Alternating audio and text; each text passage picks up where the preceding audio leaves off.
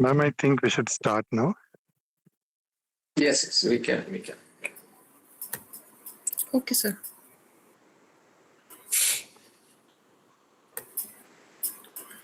A very good afternoon to everyone. I hope I'm audible. Yes. Yes, yes, yes.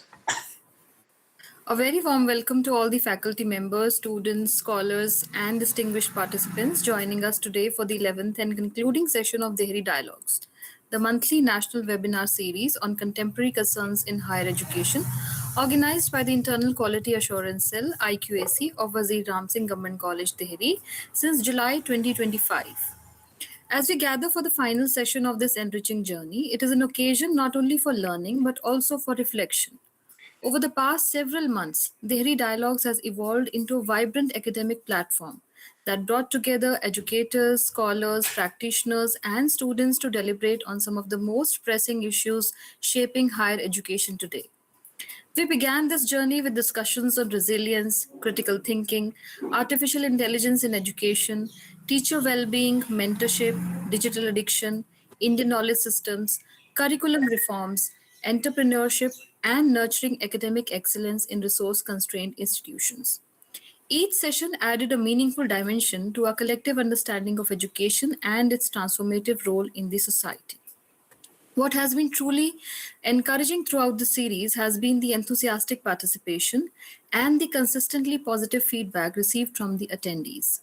Participants have described the series as informative, thought provoking, intellectually enriching, and a catalyst for continuous learning.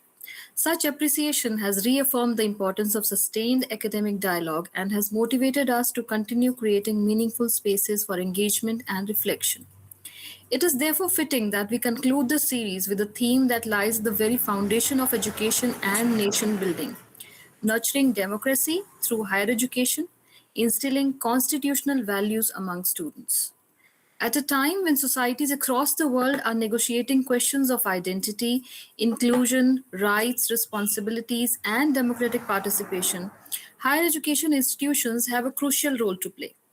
Universities and colleges are not merely centers for acquiring degrees or professional skills, they are spaces where democratic consciousness is cultivated, ethical citizenship is nurtured, and constitutional values are internalized.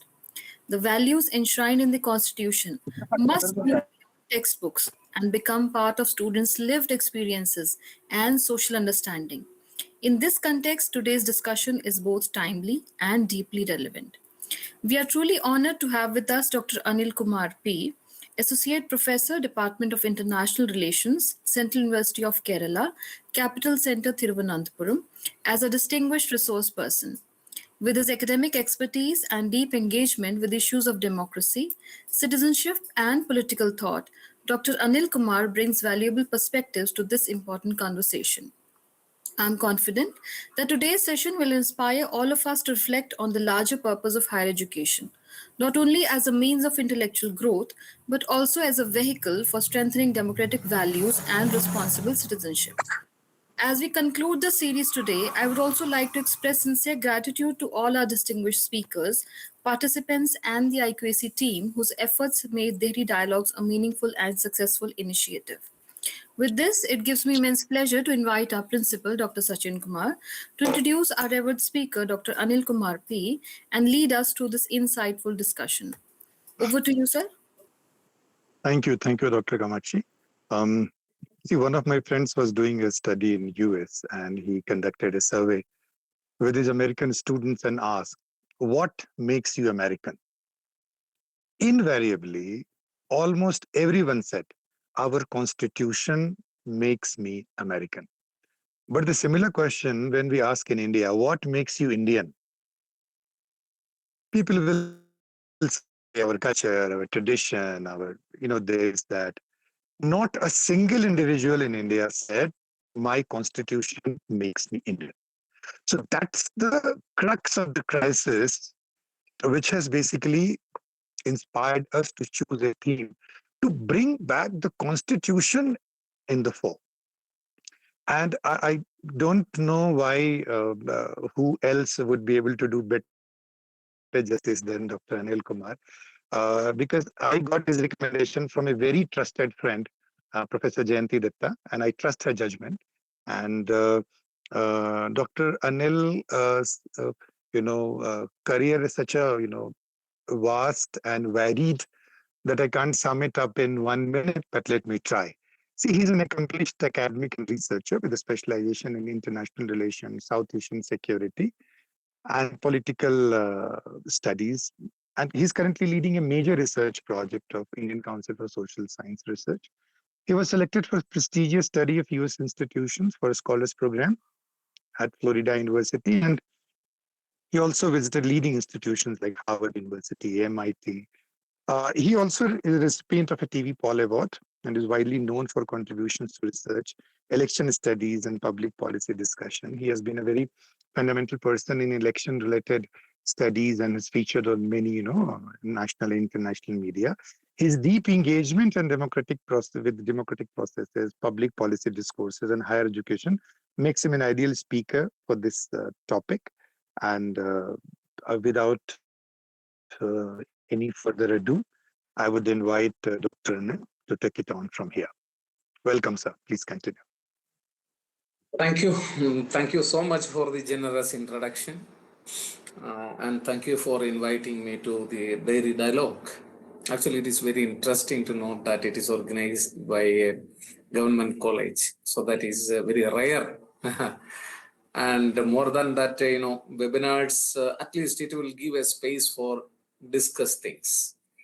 And many are asking me about democracy. I'm always telling that in discussion, the strength of democracy lies, because there is no perfect meaning for democracy for me. Anyway, my special thanks to IQSC, especially for organizing this seminar, and Sachin sir for inviting me. The topic which we are going to discuss today is very much debatable, in the sense that there are a lot of contentions regarding the ideas. One of the problem of social science teachers while addressing the students, that there is many abstract ideas before them. So how to make it concrete ideas is depending upon the ability of the faculty. So I'm especially telling to each one of you that while discussing these ideas in your classrooms, you are actually the key or the center of the idea than that of the ideas which are propagated through the constitution or through any other kind of text or theories. Why I am telling this is that, when we are talking about constitution, a lot of questions will come. Because at one side you will teach democracy, inclusion, liberty, equality, fraternity, several other ideals. But on the other side, students are going, when they are going to society, whatever you are teaching, they are not seeing in their practical life. So naturally, they will feel that whatever we are teaching have no connections, or whatever we have studied have no connections with our daily life. So it is very problematic, and they will feel that there is no significance and value in this kind of an education. So in this context, this is a problem happening regularly in social sciences while teaching constitution, democracy, and ideals. In this context, we are discussing this very important topic, that how we can or how we can install this constitutional values among students through higher education. So the major question here is, can higher education genuinely nurture democracy in a society which is marked by deep inequalities, social fragmentation, digital polarization, and ideological conflict?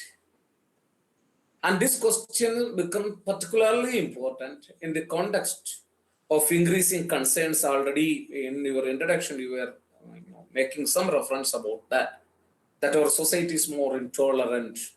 There is shrinking spaces for dissent and the commercialization of education. In this context, the universities are not merely institutions that produce degrees. They are considering like that.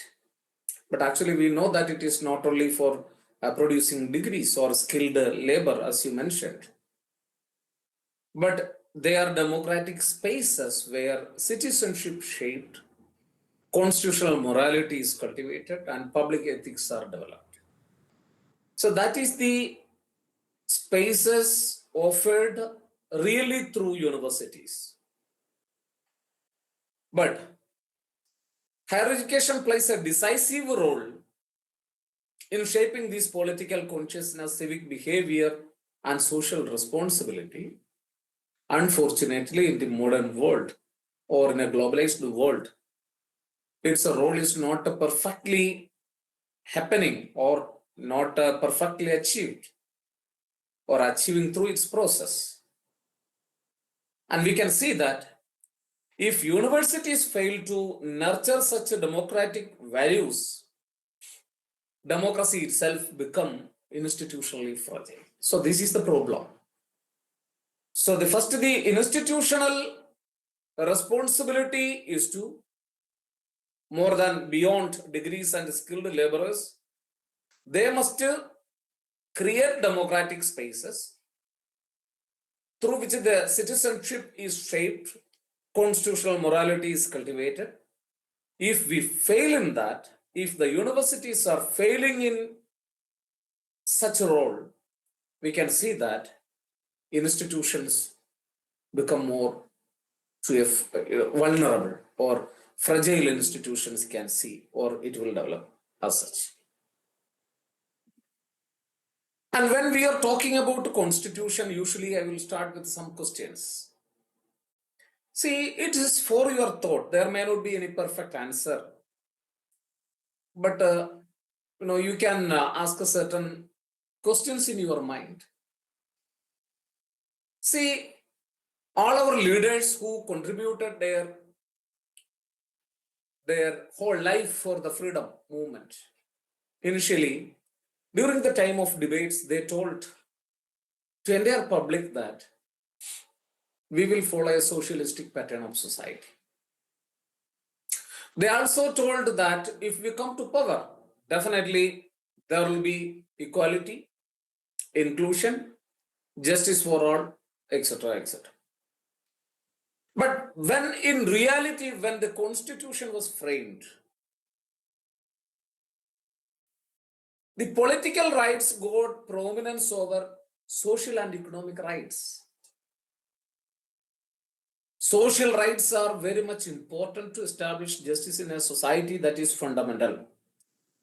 But if you take the case of the constitution, you can see that the basic ideals which are discussing in constitution about the social and economic rights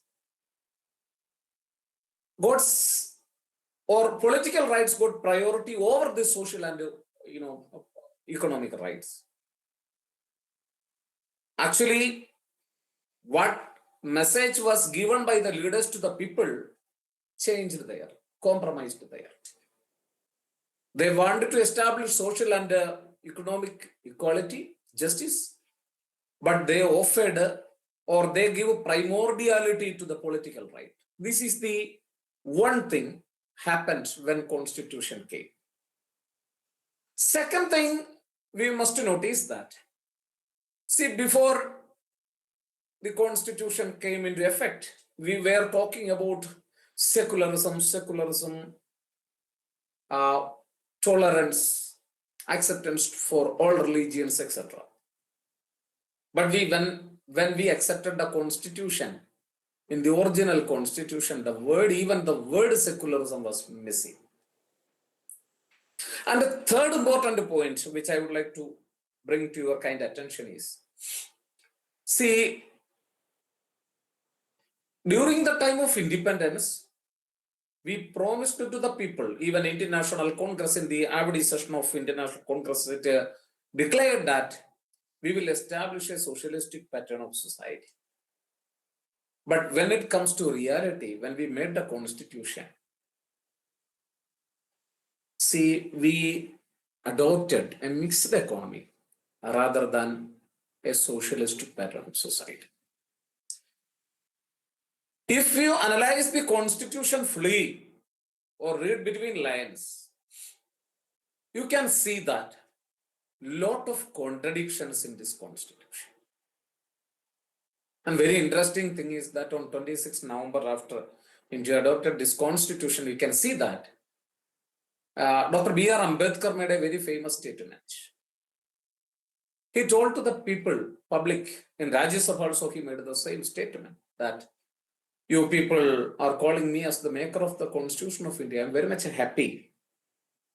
But I would like to tell one thing to the people of Bharat, that if anybody wants to burn the Constitution of India, if anybody wants to come forward to burn this Constitution of India, I will be the first man to burn it out.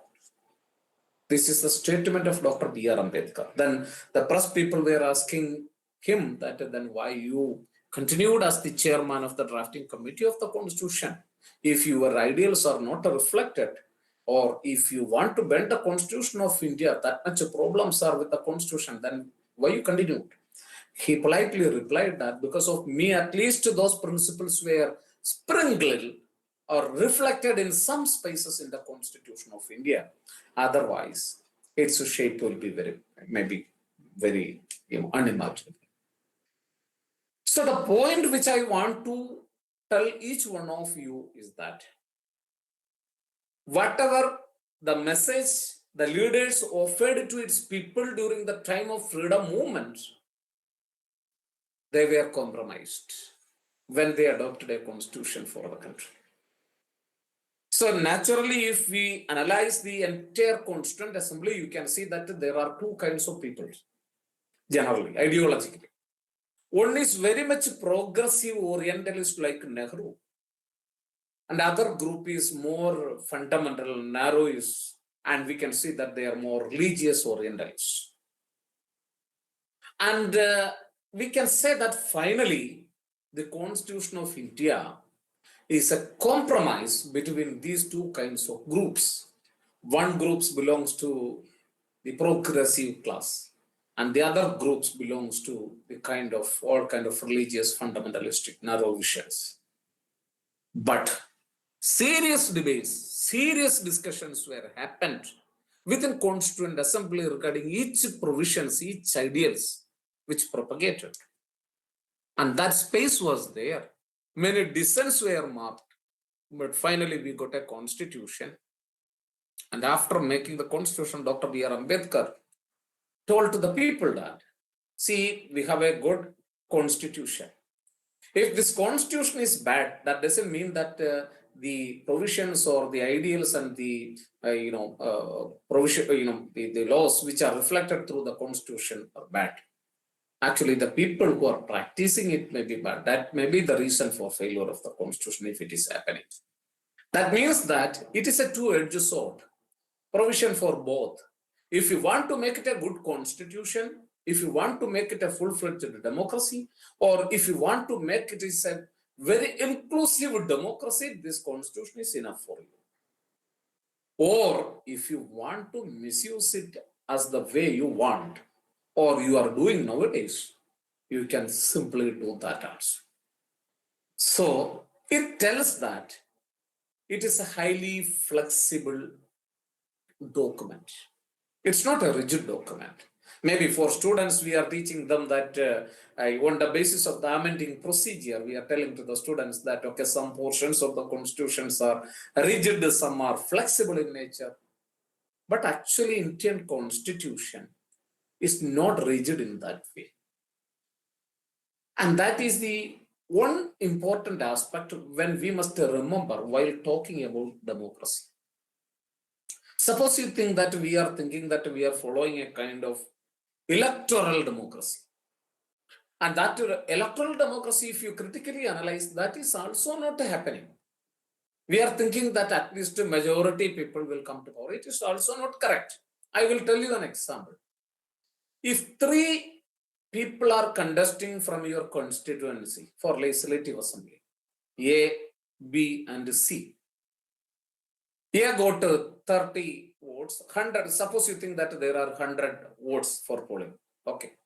So A got 30 votes.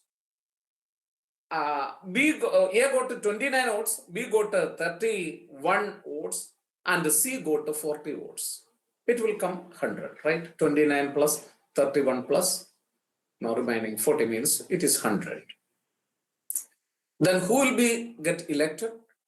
C will be got elected because it got 40 seats.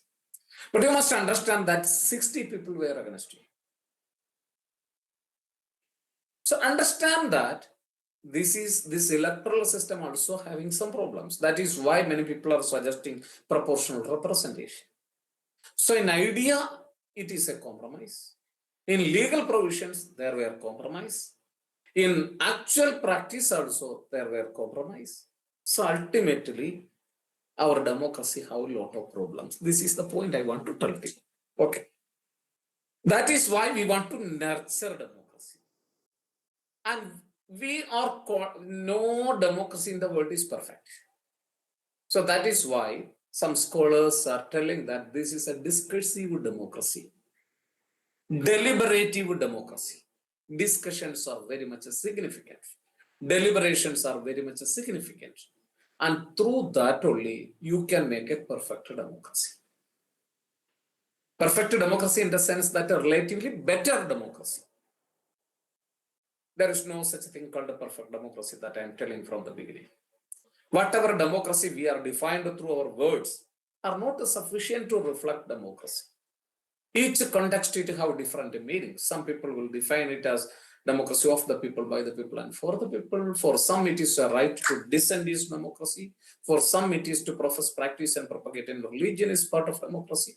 Some will say that equality is democracy. So it is depending on some, people like, Amartya Sen is considering even freedom and development as part of democracy. The people are considering its notions differently in different areas. So what is important is, in this context, we must identify as teachers, as faculties, as scholars, that the concept of democracy is still in process. The flesh and blood is in our hands. If you want to nourish the democratic process in the country, the responsibility is with the citizens. Not a silent citizen. The responsibilities are with the citizens who are participating in a democracy actively. It is with this responsibility is with everyone. But why teachers are significant here? Because they are the people actually creating critical minds. Their role is to create criticism or nurture criticism and make democracy deliberative, discursive, and make the spaces more inclusive. So it is the responsibility of the teachers, anyone, to profess, practice, and propagate democracy wherever they are engaging. It is not the responsibility of the politicians. We are having a misunderstanding that it is the responsibility of the politicians. They are not practicing. They are making democracy worse. It is their problem. It is not their problem. The problem is with us. Every people will get a government they deserves. If you are voting on the basis of your familiarity, your caste, your religion, your friendship, what is the deciding factor for your voting? It is not a democratic principle that is leading you. Then how can we expect the same democracy from the elected representative? Well, that is a problem. So the deliberative democracy or the discursive democracy in process is really a rest with the people who are engaging with it, especially teachers, particularly social science teachers. So it is their duty to not only to create critical thinking while engaging in classrooms, but it is their responsibility to practice such things before the students. Classroom must be inclusive. Their selection must be generous in all the ways. Their evaluation process must be transparent. So like that, wherever the spaces where a teacher is engaging, he or he should make it as more democratic, more egalitarian, more inclusive. In that way, you can simply install certain values among students that they will notice. So the first thing I want to tell to teachers is that you have a very prominent role beyond the textbook. When you are teaching democracy or fundamental rights in the classroom, suppose you are teaching equality to a student, and when a student is going in a police station later for any issue, he can see that there are corruptions, problems, no equality is not working, there are a lot of issues. So he will come back to classroom by thinking that the teacher was telling about equality, nothing is happening in society. And what kind of education system is this?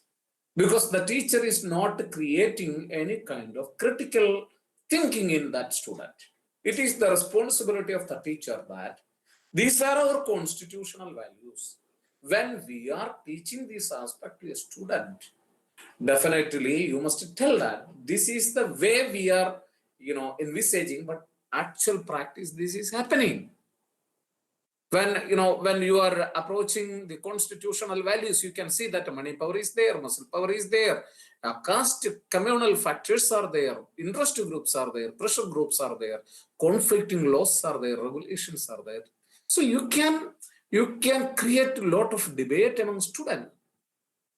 And when you are creating such a kind of a discussion among students, then when he become a leader, elected representative in future, he will understand that, okay, these are the problems with my democracy and I must improve the situation. It is my responsibility to consciously prefer egalitarian approach to my people. So that is the first way you can correct democracy. So really, teachers are the scientists. They are the corrective force. A teacher have three important functions, as you know. One is to teach, definitely. Second is teachers must be good researchers.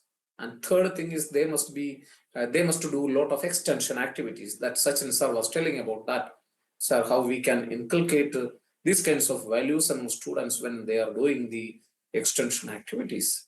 Extension activity means that doesn't mean that only giving some work to the students, NSS or other kinds of volunteerism. That is not only the work assigned for extension activities.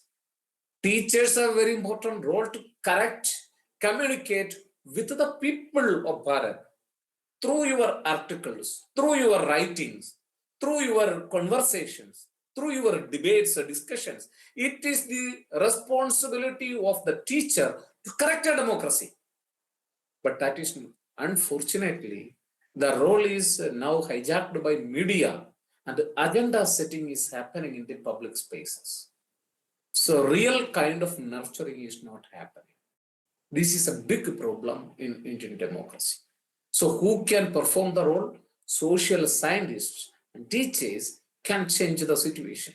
Suppose when there is a discussion about a uniform civil code, if a good teacher, faculty is discussing about that, writing about that among the public academically, very critically, it is more authentic than that of a politician's comment or a media person's comment.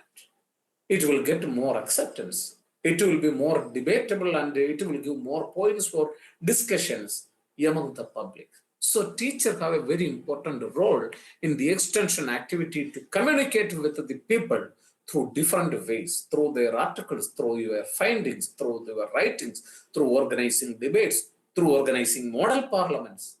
See, a lot of things are there. We are not giving much seriousness to these kinds of things, that if we are only teaching in classrooms in the sense that I am not criticizing all the teachers, but this is the way that totally the Indian system is working. That majority are doing like this only. It is exam oriented. And we are not even simple things. We must be very careful. That if suppose if you want to teach a parliament, you create a model parliament. Suppose you want to create equality, ask your students to note about what are the kinds of unequal treatment you are feeling from society. Just pick it. You just analyze it. You analyze that how it is happening.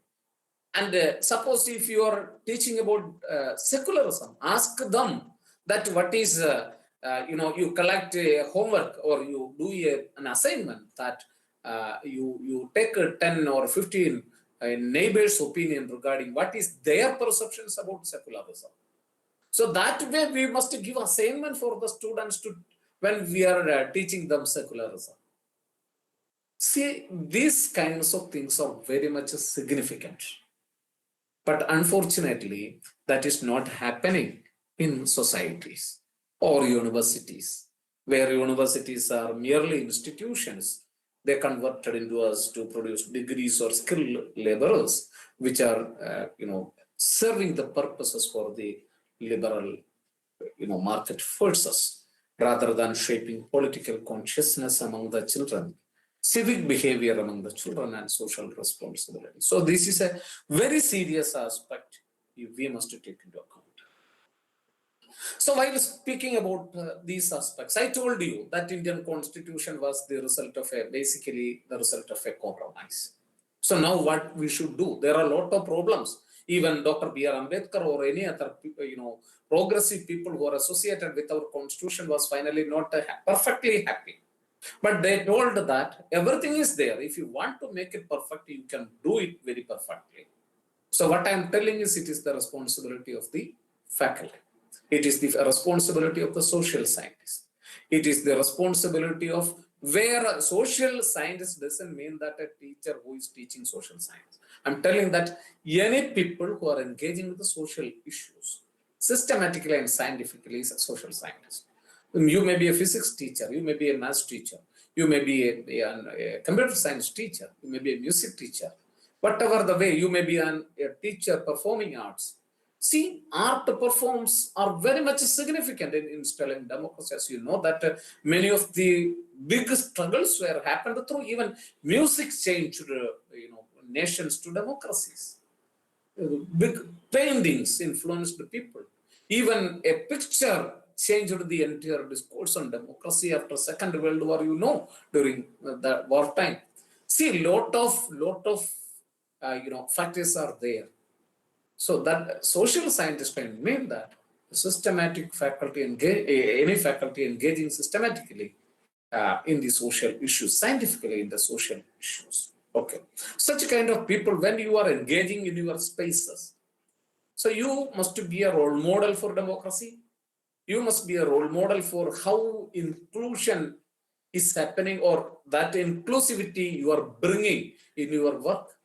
You must teach them the lessons of equality in your dealings. How a teacher will engage? Only through your writing? No. It can be happened through 3-4 ways. One, when you are engaging with pedagogy, syllabus making. This is very much significant. See, usually in mathematics textbook in small classes, you can see that Ramu went for a job.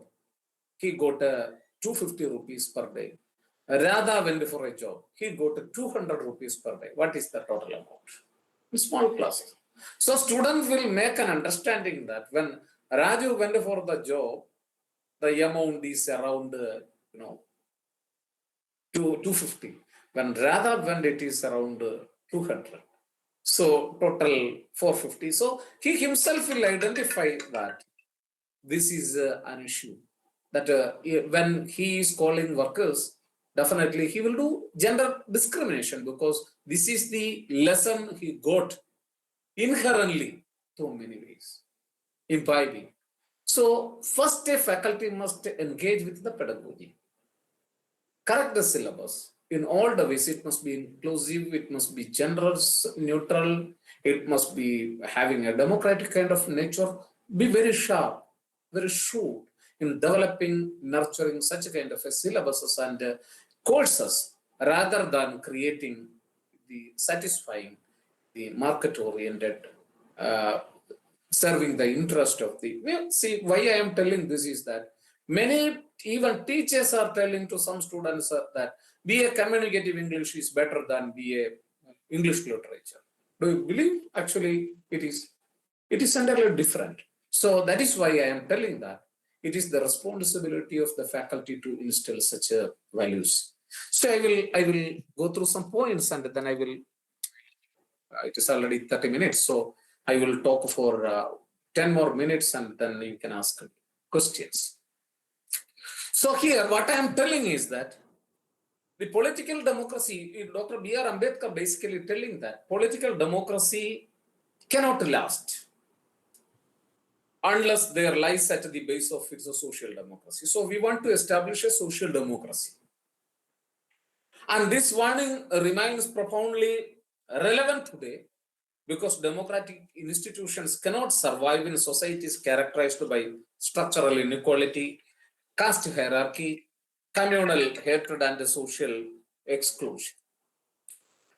Constitutional values such as justice, liberty, equality, and fraternity, which are not abstract ideals meant only for ceremonial speeches. They are ethical principles that must shape educational institutions, public life, and democratic culture.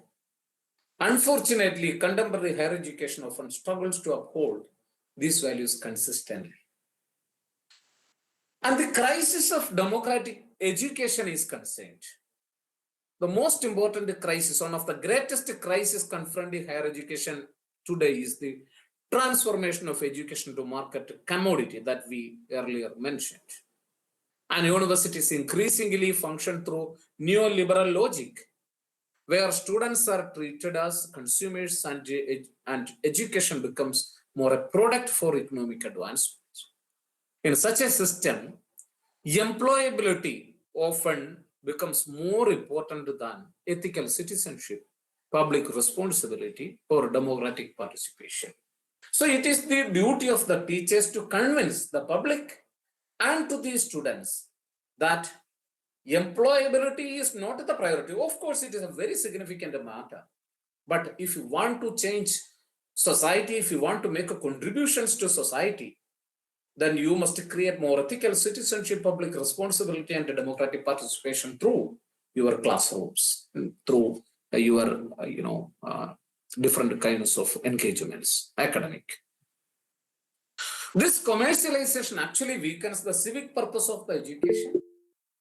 Institutions increasingly focus on rankings, placement, profitability. Many things are happening. But education reduced it to skill production rather than human development, and we want to overcome this through different ways. Another serious problem with the education system is critical thinking, decline of critical thinking that is not happening. Many educational institutions continue to prioritize rote learning, examination-based oriented pedagogy, and passive, memorization. But democracy, however, requires citizens capable of questioning authority, analyzing information critically, and resisting propaganda. See, without critical reasoning, societies become vulnerable to misinformation, communal mobilization, and authoritarian tendencies. This is happening nowadays. But this is one of the important aspects modern education must focus. We must change our syllabus accordingly. See, everybody, even people are doing treatment by looking at WhatsApp University. Whatever information getting, they don't know is it authentic information or not. Information and flood of information and misinformation is creating society more chaotic, where teachers and universities have a special role. Wherever they are engaging, definitely it is their duty to instill critical thought among the students, critical thinking among the students. Then they will analyze what information is coming. They will understand the agenda setting, and they will definitely, collect the good information, or they will identify the misinformation, and whatever communalization is happening, they will find a way to resist it also. So they will resist the authoritarian tendencies also. So it is the duty of us to make these spaces more critical. So when I told you that it is the responsibility of the teachers to correct the syllabus, it is the responsibility of the teachers to redefine the concept. That is also very much important. Suppose when you are offering a student a particular concept, when you are teaching them democracy, equality, or secularism, you redefine that concept into your own context. And that is not happening in social sciences particularly. I will tell an example. Modernization. So we are equating modernization with industrialization in a way. Generally, I'm speaking. See, modernization, because we can see that in the Western countries are concerned, they have less human, resources, and whatever industrialization is good for their society, they called it and equated with the modernization in a way. But you must understand that in the developing countries or the countries like India, we have enough human resources. So the kind of development which is suitable for Indian society is not industrialization in that way. Okay, so modernization for India is something different. That we must redefine the concept. Okay, like secularism in the Western context, it was separation of state from religion. You can see that separation of state from church. But in the India is a land of many religions, thousands of religions, and you can see that religious pluralism, tolerance, Vasudhaiva Kutumbaka, Sarvadharma Samabhava. These are the basic ideals which Bharat cherished. So it is the duty of each citizen, each teacher, each faculty, each academician to redefine the context, redefine the concept when you are teaching the concept in students. This must happen in every discipline. See, whatever syllabus you are making, whatever the concept you are teaching to the student, you redefine it in your own way. You teach the students that this is the propagated idea, and this is the idea you should think. Then the students will engage with that.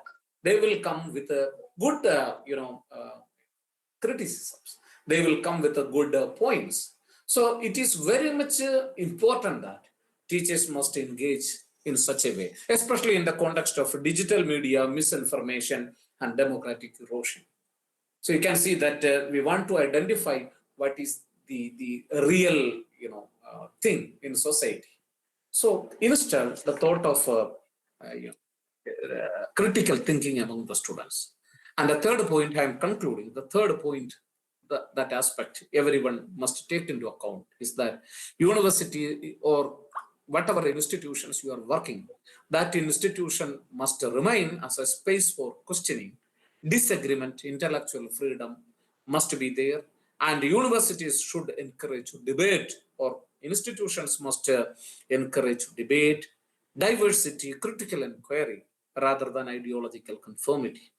So academic freedom is also very significant, essential, because societies that suppress independent thought ultimately weaken democratic culture. Then another point you should take into account is gender aspect, gender neutrality. Yeah, if you are excluding any community, any group, try to include them into your activity. So what we need is a constitutional patriotism, not a majoritarian nationalism. So what actually we are practicing some days are majoritarian nationalism. We are not critically evaluating the kind of situation that is happening in a society. So these are the points I want to share. I know that this is not a perfect talk, what I meant for the teachers. What I want to tell you is that certain, straight thoughts in your mind that you can, because there is no perfect ideals we are talking about. You yourself are the carriers of different kinds of ideas, and you must nurture it. You must redefine it. you must bring in your actions, and thus the classroom must change. And in that way, the critical thinking will happen to students. And through that, definitely, our deliberative democracy will happen, and it will help the nation to progress towards society and to development. Thank you very much.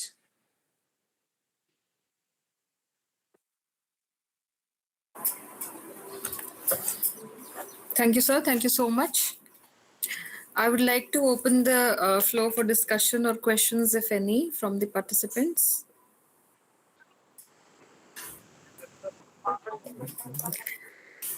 With every dialogue, I think our role as teachers has been increasing. Sometimes Yes. sometimes we are mentors, sometimes we are career coaches, then we are in ethics because of artificial intelligence, and then we are nurturing some talent. And today, on the final lecture session of this Dairy Dialogues, I got to learn that yes, we should be instilling these values and critical thinking in students as well. Anyone else wants to say something? We'll be happy to. I If you guess want to ask, I must thank Dr. Anil. See, I remember this first democratically elected German chancellor, Friedrich Ebert, and one of the his core lamentation has always been like, democracy. The biggest problem is democracy needs democrats, and we do not have enough democrats around. So the idea of social democracy, which he pointed out, unless there is a social democracy, there is democracy in our families, in our institution, political democracy won't last. And the whole idea of democracy being deliberative and discursive is, I guess, the core of Dr. Anil's talk. yes, And yes. I really liked the examples that he gave. What are the spaces in curriculum that can be leveraged to drive home the core messages? So it's not just in curriculum, it's also the delivery systems that we are using. And I really like the very opening sentence, this whole idea of democracy. The essence of democracy lies in idea of discussion. So if this is it's not going, it will be dream rather. So I really thank, and I have one question. See, in the current teacher preparation programs, I am yet to see any curriculum or any module which aims to sensitize teachers on these kind of issues. Because typically teachers say that my role is simply to transact curriculum, and these are not our responsibility. So what kind of spaces, Dr. Anil, do you see around where we can actually, first of all, institutional values which the students require that the teachers who are supposed to instill those values do possess those values, right? So what are the spaces which you would recommend?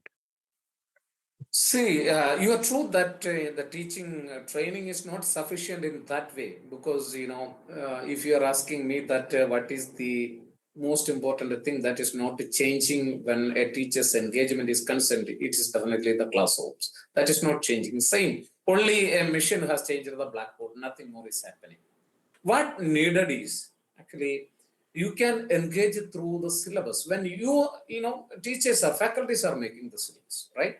So when you are making the syllabus, rather than just copy paste it from many other syllabuses, you just make a preliminary discussion regarding, suppose you want to incorporate fundamental rights in the syllabus. You can see that from 9th or 8th standard onwards, 8th standard, 9th standard, 10th standard, +1, +2, degree, PG, all classes you are giving fundamental rights as part of syllabus for social sciences, or directive principles as part of the syllabus.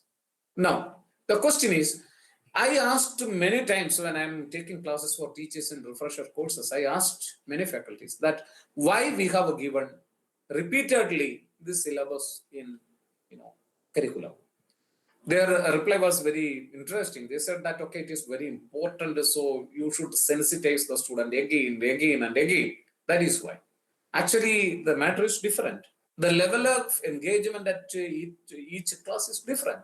If you are giving the basic ideals in preliminary classes, you must carry them to critical level when you are engaging to UG, PG level.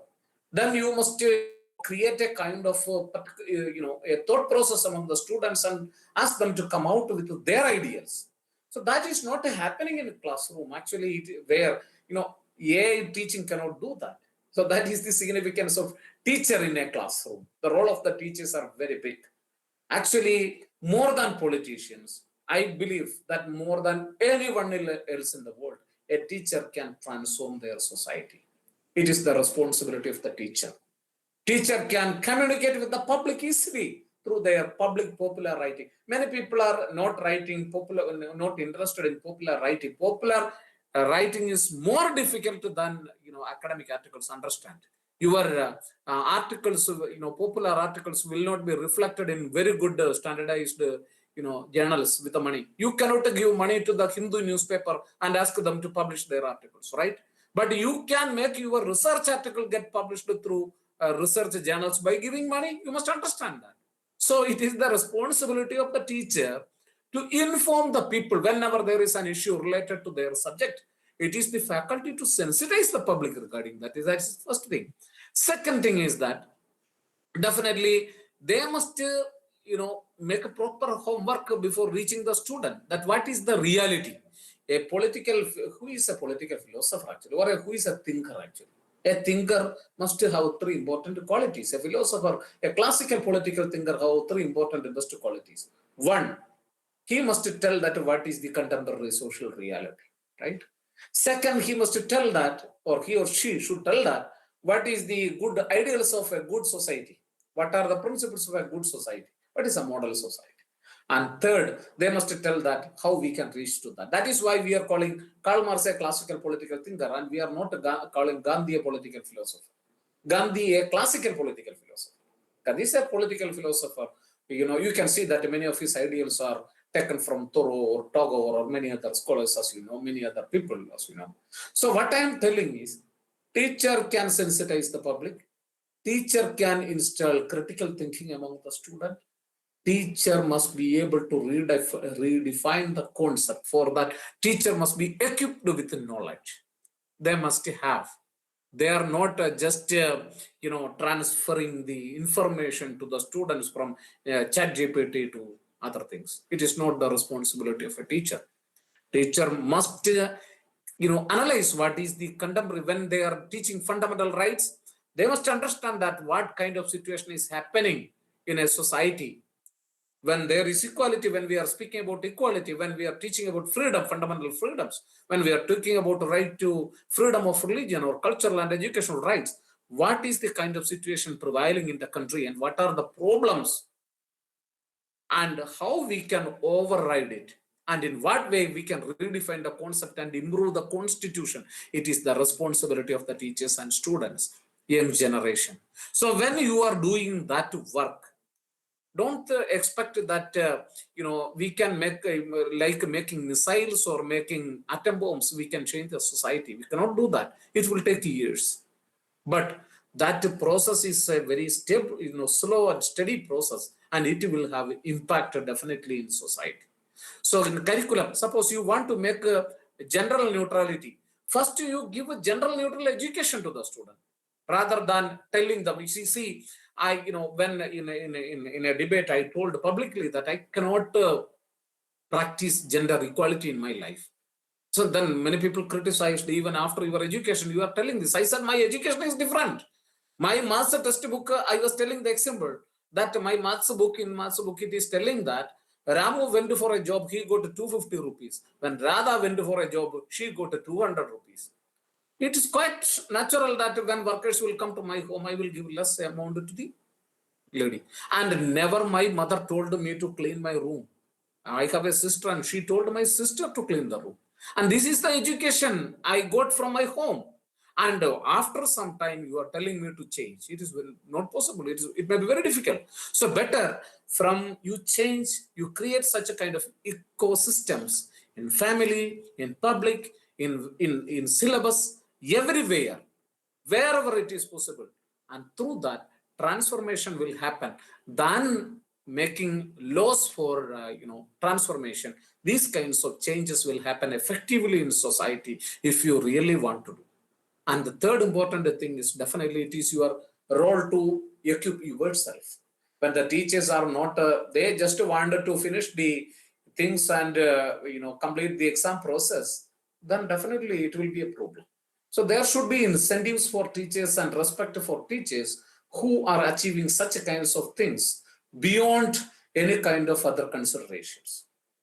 See, there are some countries which are respecting the teachers than that of the prime ministers, president. So they have special, kind of respect in society. So we must recall that for the old tradition in that. I'm not telling about a particular kind of political perspective. I'm telling that, in Nalanda and Takshashila, you may hear that we have students from European countries, many other countries, because our knowledge attracted them, right? So we must act as centers of excellence through our action in these kinds of ways. Definitely, I think that changes will happen. Thank you very much, sir. Dr. Kamakshi, please conclude. Thank you so much, sir. After today's lecture, at least myself being a science teacher, but I am greatly influenced about the thought that public popular writing should also be in a teacher's perspective, because yes, it is more difficult than academic writing, and I will surely try if I can. And others might also be surely have taken something or the other from your lecture, because you have said so many things about our role as a teacher, or whether it is in the curriculum, pedagogy, or in the delivery process, how we can instill civic behavior and social responsibility in our students, and how we can inculcate critical thinking in our students, so that at least we can redefine the concepts if they are being deliberated upon and there is discussion. And yes, as you said, political democracy, it will only be possible if there is social democracy also. So thank you so much, sir, for this insightful lecture. And before we close, because this is our last session, and no doubt I will be sharing the final feedback form with our participants of today as well as of the previous 10 sessions. But before we close, if anybody of you participants may please say a few words or the feedback regarding the session or about the series, you're most welcome.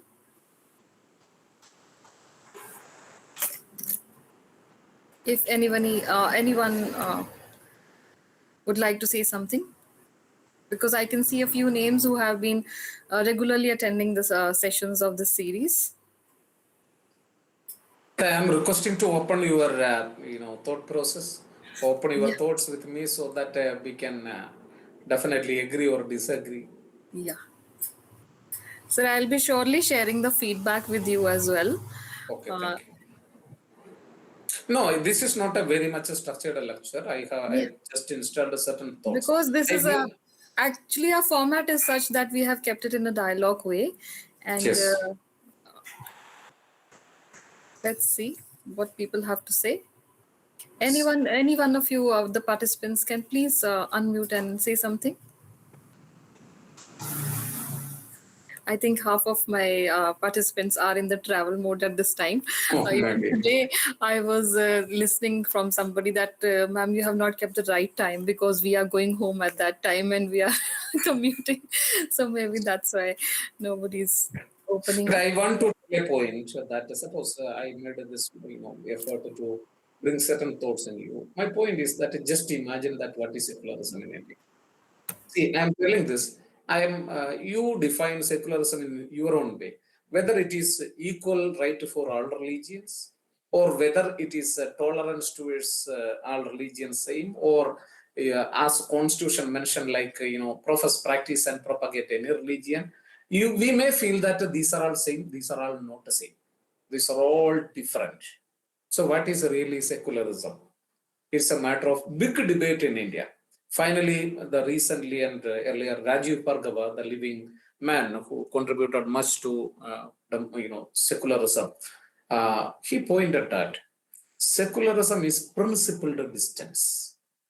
Principled distance means that a politician must decide, a state must decide that where we should keep distance from religion and politics. It is the responsibility. There is no correct, line to demarcate and define secularism. So this, just I told you to think like that, each concept. When you are hearing, see, I told you electoral democracy, these are all not electoral democracy, there are problems. When you are going into facts and analyzing yourself, then you can understand that, oh, this much problems are lies with this concept. Then you must try to. So this is the only thing I want to tell through this lecture, and teachers must try to do that. Thank you. Thank you so much, sir. And I'm sure everyone will surely go into this critical thinking process before delivering not just transference of knowledge, but we should be ourselves equipped with knowledge and that critical thinking ourselves. Then only we can instill it in our students as well. Thank you so much, sir, for your insightful lecture and accepting our invitation to be here. And thank you to all the participants who were present today for the last session. Thank you to Sachin sir for giving us this opportunity. Dairy Dialogues was his brainchild, and we have continued this journey for the past 1 year. We are closing the series today. Thank you so much all for being present. And please be sure, make sure that you do fill in the final feedback form that you receive on your email. Thank you so much. Thank you. Thank you so much. Thank you. Thank you so much. Thank you, Dr. Thank you, dear. Thank you, sir.